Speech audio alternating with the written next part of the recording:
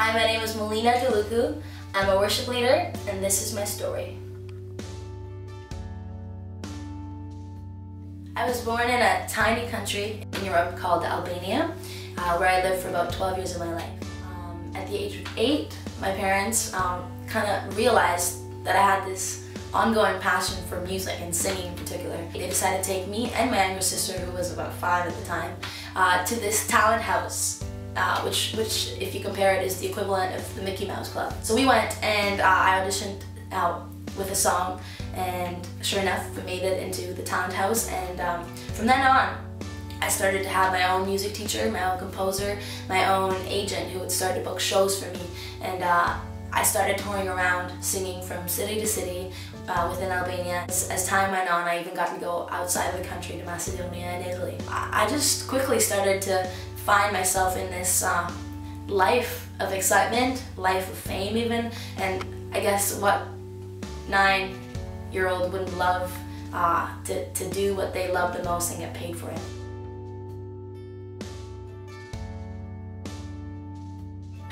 However, in the year of 2000, I remember my parents sitting us down and telling us that in about 6 months' time, we'd have to pack our bags, choose our favorite things, put them in a box, and we would move to Canada. The first few days were fine. We stayed in a very luxurious hotel.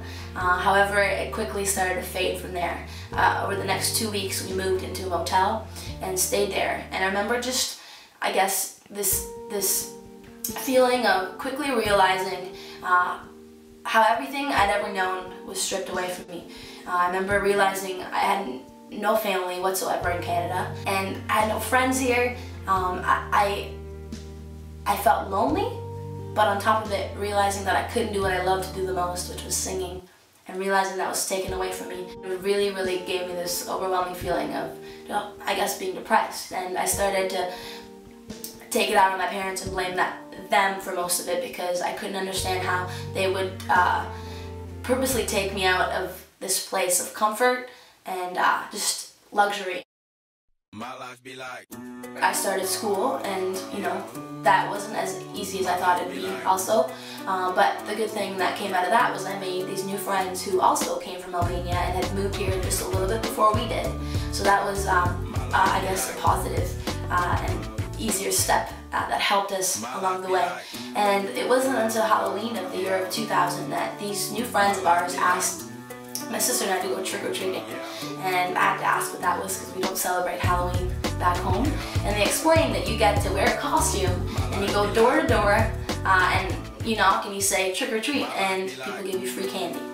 And I remember going to the nearest dollar store. I picked up a costume that would disguise me as best as it could.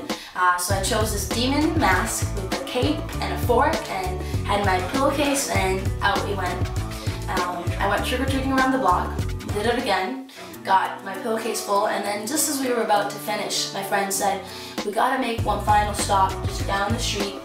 There's this church we've heard of that always has a Halloween fun night where they give out the most candy and have awesome games that you can take part in.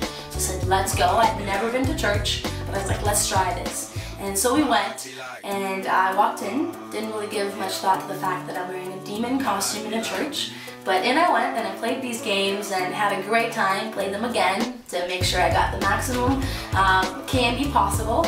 And on our way out, the children's pastor said, hey Melina, it was so nice to meet you. I hope you had fun tonight, and if you would like to come back, we have every Wednesday night we have a midweek kids program where we have games, we have prizes and free gifts, so you're welcome to come.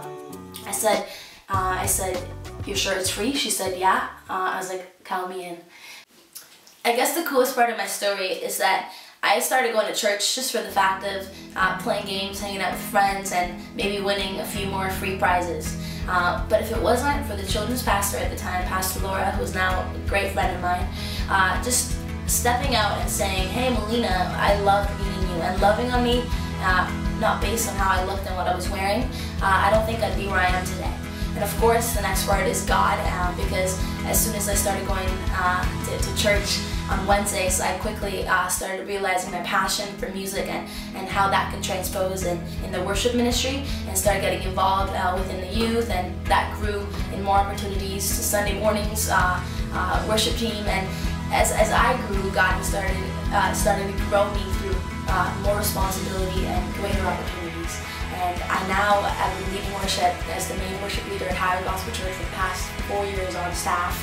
And who would have thought the kid that, went wearing a demon suit 12 years ago to this church would now be leading the congregation to worship. I remember one night sitting and praying and kind of just chatting and letting God know where I was at, and I heard his voice and I heard him say, Melina, what you did before was great, and I wanted you to see that just so that maybe you could see how surfacey and small it is compared to the depth that you will begin to understand when you start to lead worship and start to use your giftings within the worship ministry.